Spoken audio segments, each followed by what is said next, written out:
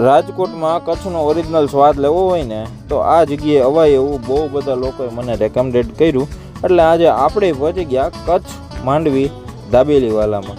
તો ભાઈ અહીંયા છે ને તમને કચ્છની દાબેલી, કટકા બ્રેડ, કચ્છી કડક એવી બહુ બધી વેરાયટી તમને મળી જાય। તો ભાઈ આજે આપણે ટ્રાય કરવા પહોંચી ગયા હતા।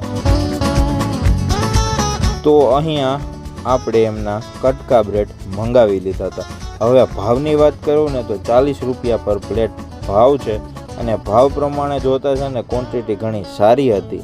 અને હા, તો તમને કચ્છની કઈ આઈટમ વધારે ભાવે ને એ તમારે ખાસ કોમેન્ટ કરીને કહેવાનું છે।